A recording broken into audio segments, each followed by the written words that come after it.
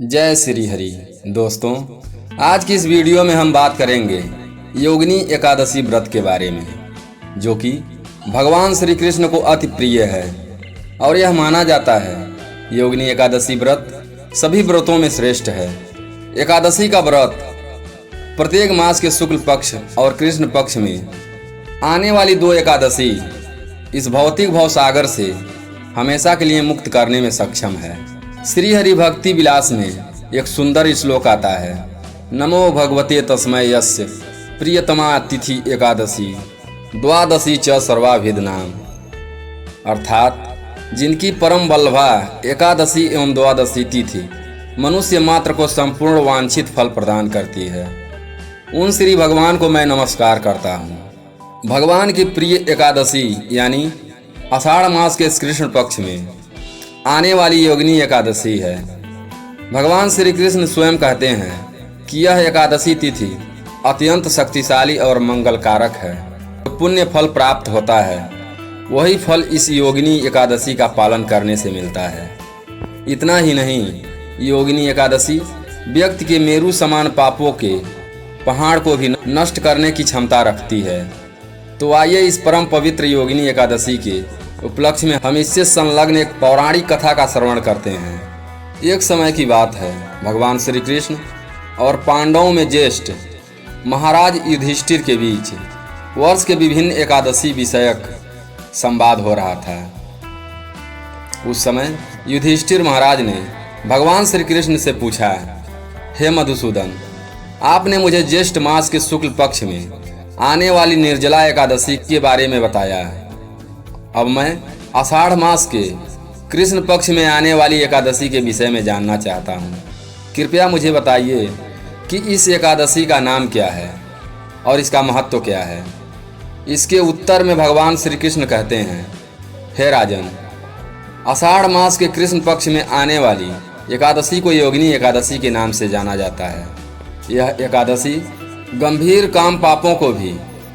अब मैं आपको इससे संलग्न एक पौराणिक कथा सुनाता हूँ, ध्यान पूर्वक सुनो। अलकापुरी में राजा कुबेर, जो कि देवताओं के कोषाध्यक्ष हैं, वो शिव जी के बड़े भक्त थे। उनके नगर में हेममाली नाम का एक यक्ष रहता था। उसकी मुख्य सेवा थी मानसरोवर से कुछ विशेष पुष्प लेकर आना और उसे शिव की पूजा हेतु अपने राजा कुबेर को प्रदान करना। हेममाली निष्ठापूर्वक अपने स्वामी की सेवा करता था और कुबेर भी उससे अति प्रसन्न थे। अब यहाँ तक तो सब ठीक था, लेकिन इस यक्ष हेममाली की एक कमजोरी भी थी और वह थी उसकी सुंदर पत्नी विशालाक्षी। माली अपनी पत्नी के प्रति इतना आसक्त था कि एक दिन ऐसा हुआ जो नहीं होना चाहिए था। एक दिन वह प्रातः मानसरोवर से पुष्प लेकर तो आ गया, लेकिन सीधा उसके स्वामी कुबेर के पास जाने के बजाय वह अपने पत्नी के पास पहुंच गया। और बस फिर क्या था, पत्नी के साथ बातचीत करते हुए उसे समय का ध्यान नहीं रहा और इस तरफ राजा कुबेर अपनी पूजा के लिए पुष्प की प्रतीक्षा कर रहे थे। प्रतीक्षा करते हुए 6 घंटे बीत गया। बिना पुष्प के पूजा न होने के कारण क्रोधित कुबेर ने उसी क्षण एक सिपाही को हेममाली के पास भेजा। सिपाही जब हेममाली के घर गया तो उसने हेममाली को अपनी पत्नी के साथ विनोद करते हुए देखा और यह सूचना सिपाही ने अपने राजा कुबेर को दी। बस फिर क्या था, अब कुबेर के धैर्य के सारे बांध टूट चुके थे। इस तरफ हेममाली को भी समय का भान हुआ। उसे अपनी भूल समझ में आई और प्रायश्चित करने हेतु वह उसी क्षण राजा कुबेर के पास पहुंचा। उसके पैर और जिह्वा कांप रही थी। वह हाथ जोड़कर राजा कुबेर के समक्ष खड़ा हो गया और उनसे क्षमा याचना करने लगा, लेकिन कुबेर के क्रोध की ज्वाला अत्यंत भयावह थी।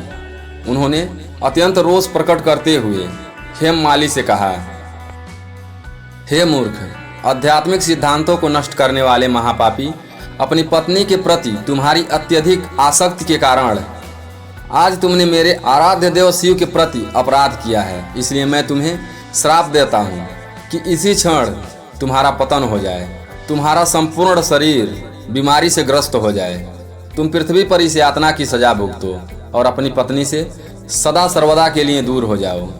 कुबेर का श्राप मिथ्या कैसे हो सकता है। इसी क्षण हेममाली का पतन हुआ और वह कोढ़ से ग्रस्त जर्जर शरीर के साथ पृथ्वी लोक पर आ गिरा। भूख और प्यास से पीड़ित अपने शरीर की पीड़ा को सहता हुआ हेममाली जंगलों में भटकने लगा। इस प्रकार अनेकों वर्षों तक वह इस यातना को भुगतता रहा, लेकिन पूर्व जन्म में शिव जी की उपासना में सहायता करने के कारण उसकी चेतना शुद्ध और सात्विक बनी रही। जंगलों और वनों में भटकते हुए एक दिन वह मेरु पर्वत पर जा पहुंचा। वह ऋषि मार्कंडेय के पास पहुंचा। महान तपस्वी ऋषि को देखकर हेममाली ने उन्हें दूर से ही दंडवत किया। करुणामय ऋषि मार्कंडेय उसे अपने पास बुलाया और उससे पूछा, वत्स, तुम कौन हो और इस प्रकार इस जंगल में किस उद्देश्य से आए हो। ऋषि की प्रेम पूर्ण वाणी से गदगद होकर हेममाली ने अपने पूर्व जन्म का सारा वृतांत कह सुनाया और अंत में हाथ जोड़कर इस प्रकार से कहा, हे ऋषिवर, पूर्व जन्मों के कुछ पुण्य कर्मों के कारण मुझे आपके दर्शन प्राप्त हुए हैं। कृपया आप मुझे इस पाप से मुक्त होने का कोई मार्ग दिखाएं। हेममाली की प्रार्थना सुनकर ऋषि मार्कंडेय ने कहा, हे पुत्र, आने वाले आषाढ़ मास के कृष्ण पक्ष में योगिनी एकादशी आएगी। यदि तुम इस एकादशी व्रत का दृढ़ता और निष्ठा पूर्वक पालन करोगे तो इस व्रत के प्रभाव से तुम उसी क्षण सभी पापों से मुक्त हो जाओगे। ऋषि के सांत्वना युक्त वचन सुनकर हेममाली की आंखों में अहोभाव के आंसू प्रवाहित होने लगे। उसने ऋषि के प्रति अपनी कृतज्ञता व्यक्त की और योगिनी एकादशी व्रत के पालन का संकल्प लेकर वहां से चला गया। जब आषाढ़ मास आया तो उसने योगिनी एकादशी का श्रद्धा और नियम पूर्वक पालन किया। योगिनी एकादशी व्रत के दिव्य प्रभाव से उसका शरीर कोढ़ मुक्त हो गया और अपने पूर्व जन्म के शरीर को प्राप्त करके वह अलकापुरी धाम वापस लौट आया। कथा का समापन करते हुए भगवान श्री कृष्ण ने कहा, हे धर्मराज युधिष्ठिर, जो भी व्यक्ति इस योगिनी एकादशी व्रत का पालन करता है उसे 88,000 ब्राह्मणों को भोजन कराने का पुण्य फल प्राप्त होता है। वह हर प्रकार के पापों से मुक्त हो जाता है और जीवन के अंत में आध्यात्मिक लोक में प्रवेश करता है। तो यह थी योगिनी एकादशी की महिमा का वर्णन।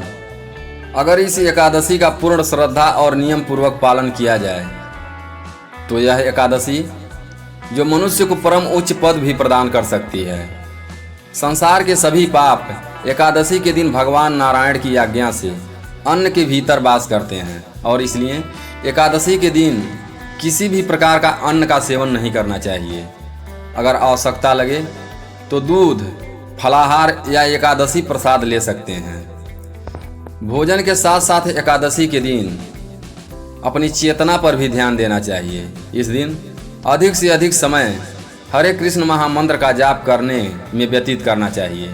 यानी हरे कृष्ण कृष्ण कृष्ण हरे हरे, हरे राम राम राम हरे हरे। इस दिन हरे कृष्ण महामंत्र के 108 मनके वाली कम से कम 816 या 25 माला का जाप करना चाहिए। भगवत गीता या श्रीमद् भागवत जैसे दिव्य ग्रंथों को पढ़ें और शील प्रभुपाद के प्रवचन सुनने चाहिए। आज के दिन किसी व्यक्ति की निंदा ना करें, झूठ ना बोलें, बिना काम की बातों में और कार्यों में समय ना गंवाएं। टीवी, मोबाइल इत्यादि का उतना ही उपयोग करें जितना आवश्यक है। अगर शरीर से स्वस्थ हैं तो दिन में ना सोएं और जितना संभव हो उतना रात्रि में जागरण करें और उस समय में हरि भजन और कीर्तन करें अथवा सुनें।